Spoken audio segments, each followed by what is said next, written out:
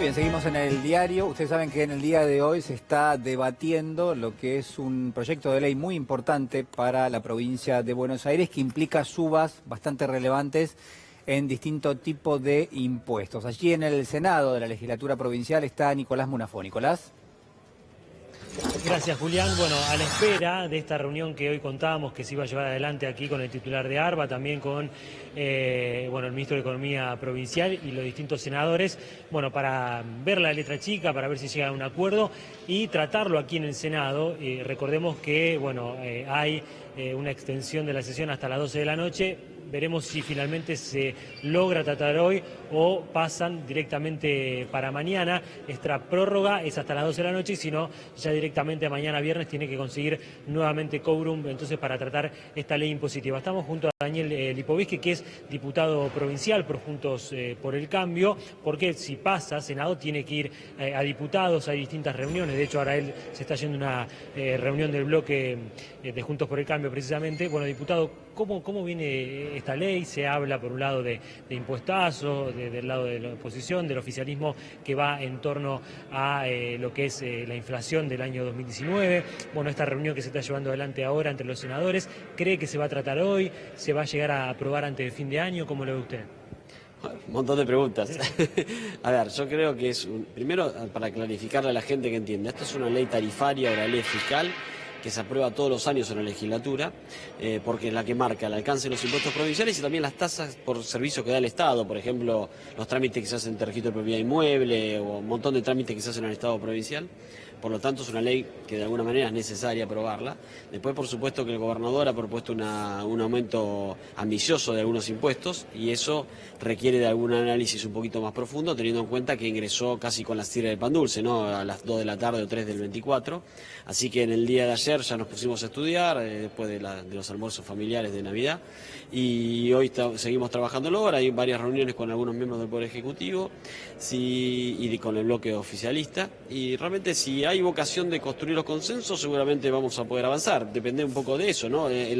Cuando votamos la emergencia la hubo y por eso creo que logramos aprobar una ley que dejó medianamente satisfechos a todos los sectores dentro de la legislatura. Veremos si podemos hacer lo mismo acá. ¿Estos consensos hablan de cambios en algunos números o no? Sí, lo primero que nosotros necesitamos saber es cuál es la necesidad fiscal que necesita el gobierno provincial, ¿no? La diferencia de otros años, eso es cierto, generalmente esta ley se aprueba junto al presupuesto, entonces uno tiene muy claro cuál es la necesidad fiscal que necesite, por eso plantea el alcance de los impuestos.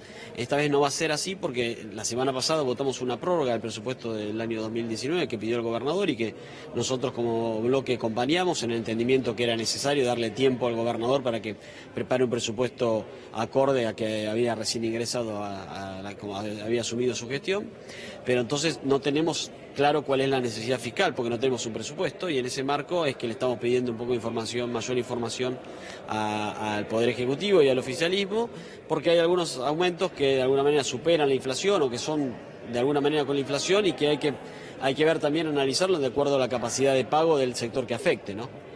Los escucha, compañeros, el diputado Lipovitsky. Diputado Lipovitsky, ¿cómo le va? Muy buenas tardes. Aquí Lucila Trujillo y Julián Guarino lo saludan. Quiero preguntarle... ¿Cómo están? Julián, Lucila, ¿cómo están? ¿Qué tal? Diputado, a ver, porque se presentó como la polémica en torno a si esto era un impuestazo o no. Y yo decía más temprano que en general si uno lo que hace es ajustarlo por inflación, uno no podría llamarlo un impuestazo. Ahora, de todas maneras, contra la evolución de los salarios, sí avanzan más los impuestos en algunos rubros que se están discutiendo allí. ¿Qué piensa usted? Claro, un poco es eso lo que hablábamos hoy, ¿no? Y lo conversábamos con los diferentes miembros del bloque oficialista aquí en la legislatura, en cuanto que si bien es cierto, también hay que analizar la capacidad de pago de la gente. En su momento, cuando había críticas al aumento de los servicios públicos, yo fui uno de los que planteaba justamente lo mismo, también vinculado con lo que había hecho la Corte, con el tema del grado de razonabilidad de los aumentos de tarifas, y cuando hay un aumento de impuestos también tiene que uno analizar eso, no solamente que se acorde a la inflación, lo cual es un punto de cierta lógica, sino también la capacidad de pago de quien le impongas el impuesto. En ese sentido, tiene la propuesta de Kicillof, es una propuesta de aumentos progresivos, y en eso estamos de acuerdo, que pague menos el que menos gana y pague más el que por supuesto tiene más ingresos, pero sobre todo lo que afecta más es a los sectores medios, donde algunos sectores están considerados como de ingresos altos, cuando en realidad son de la clase media, y me parece que es ahí donde hay que poner un poco el ojo en estudiar el proyecto. Y después, en lo que tiene que ver con ingresos brutos, algunos aumentos en algunas actividades productivas que hay que analizar si realmente no puede funcionar como que funcione como desincentivando la actividad productiva, cuando lo lógico sería incentivarla, ¿no? Es un poco lo que tendremos que discutir y buscar el consenso. Lipovetsky, Lucila Trujillo lo saluda, buenas tardes. En estas reuniones que están teniendo tanto con gente de ARBA como del Ministerio de Economía provincial, ¿qué les dicen sobre la situación de la provincia de Buenos Aires? Porque imagino que esta suba de impuestos va de la mano, usted lo decía un poco antes también, de una situación muy complicada. ¿Les dieron algún dato más? No, se lo estamos pidiendo, se comprometieron a acercarlos, lamentablemente en los fundamentos del proyecto no estaba muy explicitado cuál era justamente la necesidad fiscal, que seguramente es alta. Nosotros tenemos un Estado provincial muy presente, no de ahora, de hace muchos años en la provincia, con un montón de cuestiones, así como también tenemos un Estado nacional presente con un montón de cuestiones que tienen que ver con la salud pública, con la educación pública y con los sistemas previsionales. Lo mismo pasa en la provincia de Buenos Aires. Y por lo tanto, desde ahí es claro que hay un requerimiento fiscal importante. Lo que tenemos que ver es cómo hacemos para cubrir ese requerimiento fiscal y considerar también la capacidad de la gente al momento del pago. Daniel, Iván Jagroski, buenas tardes. ¿Crees que si la situación fiscal, social, productiva, digamos, de las pequeñas y medianas empresas que recibió el gobierno provincial hubiera sido virtuosa, este paquete de leyes o este paquete de medidas se hubiera enviado de esta manera, o que es producto de, para decirlo brutalmente, la herencia o la falta de acceso al crédito? Mira, es contrafáctico. A mí me parece que las leyes tarifarias implican lo que tenés que tener de necesidades fiscales para poder cubrir un montón de situaciones, que seguramente esta tiene que ver con cómo estaba la provincia, pero cada año se analizan desde ahí. A mí me parece, mira, se lo planteaba también cuando analizamos la emergencia. Yo les contaba en mi discurso aquí en la legislatura de que hace 30 años que lamentablemente vivimos en emergencia en el país, por lo tanto debemos sacarle un poco el componente político y entender que lamentablemente en la Argentina tenemos una situación difícil de hace muchos años, más allá de las responsabilidades de cada uno de los gobiernos que han gobernado la provincia y la nación. Y acá lo mismo, me parece que tenemos que sacarlo un poco, descontextualizarlo del análisis político y decir, bueno, mira, estas son mis necesidades, yo lo planteo desde este lugar, de necesidades fiscales, lo planteo desde este lugar, y después nosotros, de alguna manera, desde la oposición, en un rol de oposición constructiva, con lo que venimos haciendo. Nosotros dimos quórum en la semana pasada con la ley de emergencia y votamos gran parte de la ley. Lo mismo va a ocurrir ahora. Nosotros entendemos que tiene que haber una ley fiscal, ahora que por supuesto que en el rol que nos toca hoy de oposición podemos plantear algunas cuestiones que queremos discutirlas y modificarlas en el marco de los consensos que siempre son necesarios en un poder como este, que es un poder de representación plural, como es el poder legislativo, ¿no? Pero a ver, diputado, me subo un poco a la pregunta que le hacía recién Iván Jagroski y se lo pongo de otra manera. Si el gobierno anterior hubiese podido controlar la inflación, uno supone que hoy lo que es un ajuste del 50-55% tendría que ir muy por debajo de esa marca. Lo entendemos en función de que hacia fines de este año la inflación de los últimos 12 meses va a ser del 54-55%, y entonces eso lleva a inferir que el ajuste va a rondar justamente esa proporción. Pero la realidad es que si hubiésemos tenido menos inflación, no sé si usted coincide conmigo, lo más probable es que el ajuste en términos impositivos tendría que haber sido menor. Bueno, sí, con los impuestos que se aplican sobre valores fiscales, por ejemplo, y que los valores fiscales se van corrigiendo de acuerdo a inflación. Por ejemplo, el impuesto automotor. El impuesto automotor, la alícuota no se modifica en este proyecto, pero por supuesto que sí, los que tienen autos en la provincia, patentados en la provincia, van a pagar más impuestos porque los autos han aumentado conforme a la inflación. Eso viene ocurriendo, no de ahora, desde hace muchos años, y tiene que ver con eso. Por supuesto que claramente si no tuviéramos menos inflación, seguramente los autos hubieran aumentado menos y el aumento hubiera sido menor. Esto es así, sí. Pero también es cierto que con esa misma lógica de explicación algunos explicaban a veces los aumentos del aumento de las tarifas del servicio público cuando aumentaban de acuerdo a la inflación y las empresas requerían ese aumento. Y nosotros en algún momento lo planteamos, y el curso creo que lo hemos conversado una vez en el programa, de que a veces, además de esa consideración de la inflación, hay que considerar también la capacidad de pago de la gente, y me parece que es un punto por lo menos a considerarlo, sobre todo insisto, en los sectores medios, que son creo que los que hoy quizá en el paquete propuesto por el gobernador son los que quizá tengan el aumento menos acorde a sus ingresos, ¿no? Porque es cierto que sí, que a los sectores de menos ingresos la propuesta de aumento es muy menor, ¿no? Lipovetsky, muchas gracias por su tiempo. Gracias también a Nicolás Munafó. Estaremos atentos a todo lo que ocurre en las próximas horas, a ver si se reanuda hoy la sesión y será maratónica o será ya el día de mañana. Gracias a ustedes, sí, iremos viendo este tema, posiblemente o es hoy o será mañana, pero lo que quiero que quede claro es que hay una vocación nuestra de construir los consensos para aprobar la ley, pero por supuesto con los análisis que correspondan, ¿no? Gracias, senador. Muy bien, ya ustedes escuchaban allí, no sé si quería decir algo más, lo cortamos. No, me parece que cerró. Saludos. Bueno, Iván Yagroski, ¿cómo le va? ¿Qué dice? Bien, a ustedes muy buenas tardes. ¿Cómo les va? Bueno, se ha instalado, yo no le quiero dar una entidad muy importante, pero sí realmente la palabra impuestazo. En el día de hoy, distintos sitios web, portales de noticias, en radio, etcétera, se discute sobre si esto es un impuestazo o no y el contexto político en el cual se está dando esto. Sí, así como al proyecto que envió Alberto Fernández, de esos mismos sectores se planteó que era un ajuste a los jubilados. Estas son disputas, me parece, más del orden público.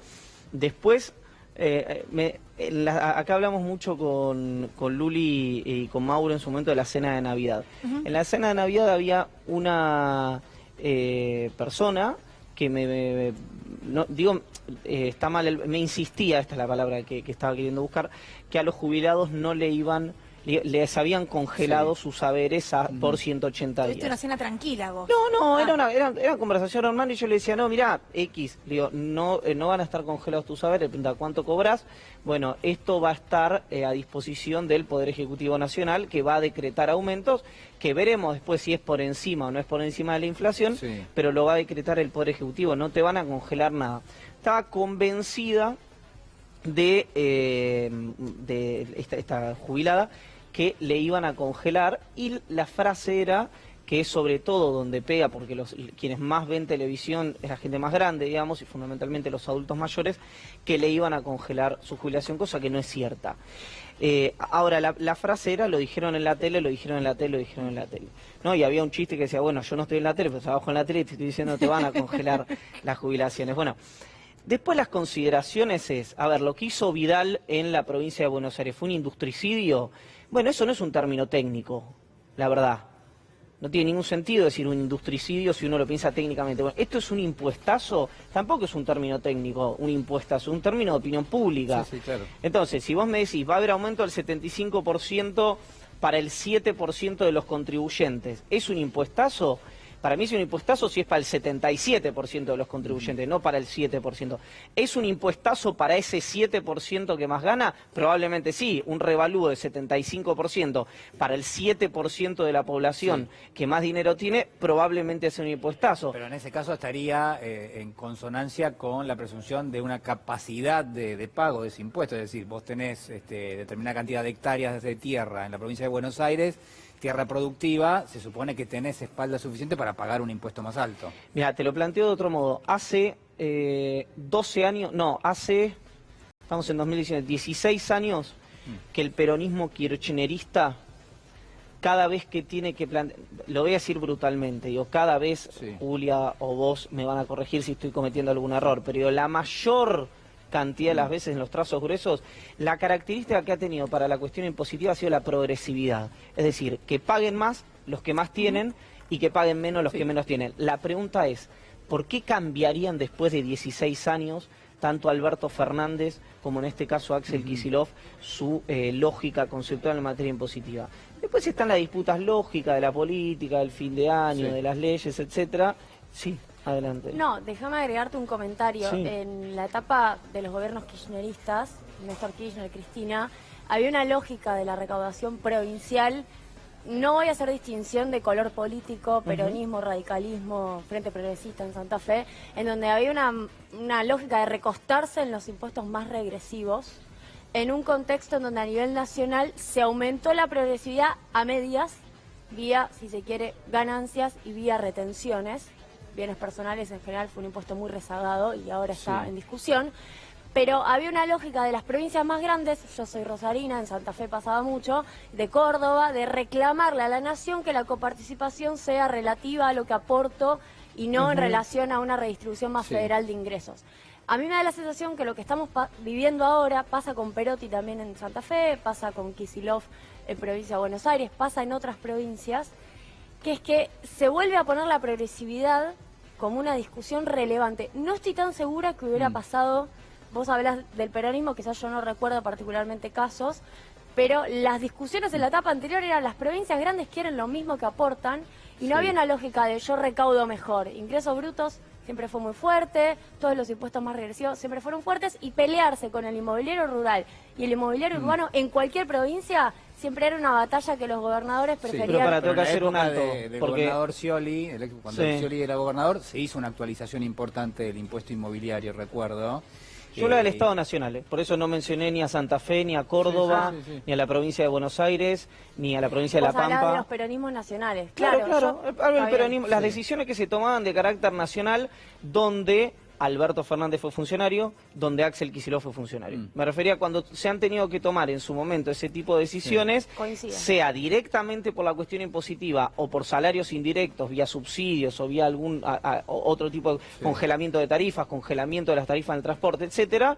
En general, ahí lo que había, si puedo estar equivocado, pero si yo mal no recuerdo, era que quienes menos ganaban tuvieran más estímulos por parte del Estado que les permitieran un menor gasto que a las clases medias o a las medias altas. Es que la recaudación impositiva hoy del Estado Nacional tiene entre sus principales impuestos el IVA, por ejemplo, que es un impuesto regresivo porque el 21% de este marcador lo paga tanto aquel que tiene muchos recursos como aquel que tiene pocos, es decir, es regresivo en ese punto. Entonces lo que se entiende es, por ejemplo, bienes personales. ¿Por qué históricamente en el mundo no funciona o por qué no funciona en la Argentina? No funciona, digo, en el sentido de que el Estado no recauda tanto por ese impuesto.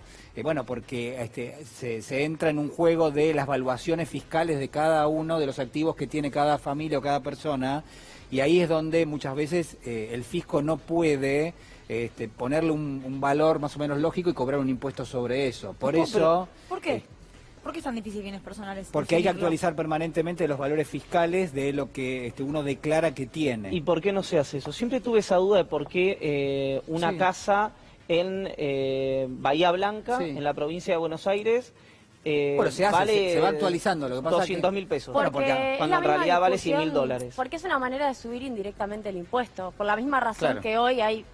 es una manera de no tocar la alícuota, pero subir el impuesto. Subís el impuesto. De hecho, la forma de dejarlo rezagado es una manera de que se beneficie a algunos sectores, de licuarlo precisamente. Sí, pero también tenés activos, una casa tiene un valor en dólares. Sí. Y cuando vos devaluás, automáticamente esa casa en pesos pasa a valer más. Y entonces se supone que vos tendrías que pagar más impuestos sobre eso. ¿Por qué no? Bueno, porque hay que ver si los podés pagar. Claramente no. Se devalúa la moneda, perdés poder adquisitivo, hay una transferencia de riqueza hacia sectores dolarizados, vos tenés un ingreso en pesos y encima tenés que pagar más impuestos. Es un efecto pobreza enorme. Sí, claro, lo que pasa es que cuando yo escucho eso, digo, si es una casa chica en barrios periféricos, no, está bien, o en barrios de clases medias, digamos, no tienen que ser periféricos, y es una sola casa y demás, me da la sensación que...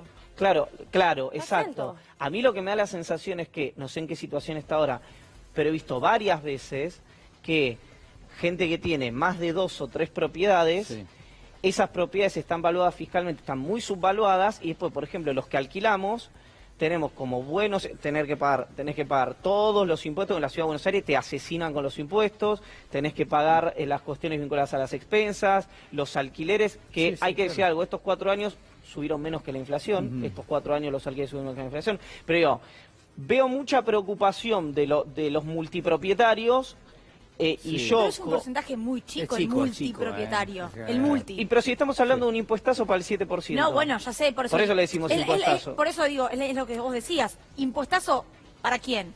para el que lo escribe, Las para el que le personas- conviene al momento de leerlo, las- para la mayoría de la gente no. Las personas que pagan, para tirar el dato concreto, Sí. bienes personales, hoy en Argentina son 77.000. Claro. Muy poquito, Muy poco. es muy poco. Pero Eh, perdón, ¿qué significa esto? No, que es poco Muy poca en gente. relación ¿Pero a lo por que es la qué? población argentina. En función de Porque las vos ma- pagas bienes personales Sí. por autos, casas, activos Sí, financieros. si la evaluación fiscal de Tenés esos activos un da mínimo- para pagar el impuesto. Claro, Y ese- Tenés ese es un el mínimo problema. imponible de 2 millones. Sí, A exacto. partir de ahí se empieza a pagar. Ah, 2 creí que eran 3, mira. Ahora se sube. Sí. Y lo que tenés además es la exención de 18 Sí. millones de la casa habitación. Exactamente. Yo no sé si ustedes comparten conmigo, pero para mí la sensación un poco que se ha instalado es que quizás hay que discutir esto, que se está por aprobar en la provincia de Buenos Aires, pero en rigor lo que no se presta atención es lo que está alrededor, que es que todo sube. Entonces, que claro, no es solamente la capacidad contributiva de un sector de la sociedad, sino además que hay que pagar la suba de tarifas, la suba del precio de los alimentos, el colegio de los chicos, si tenés una prepaga, la prepaga. Es decir, hay un sector de la sociedad de ingresos medios, llamémosle así, que paga el peaje más caro, la nafta más cara. Entonces, claro, hay un efecto de que ya no se puede pagar más impuestos, exclusivamente me parece que tiene que ver con eso. Ahora, en todo caso, después habrá que Claro, discutir. claro. Digamos, me Completamente. parece que lo que vos estás marcando, Iván, me parece que es fundamental. Es decir, los impuestos tienen que ser progresivos. Es decir, tiene que pagar más aquel que más tiene, tiene que pagar menos aquel que menos tiene. Y tiene que haber un sector que sea exento de los impuestos, ¿no? Los adultos mayores, digamos, hay determinado tipo de sectores de la sociedad que tienen que Claro, estar exentos. Yo creo- claro. coincido con vos en eso también.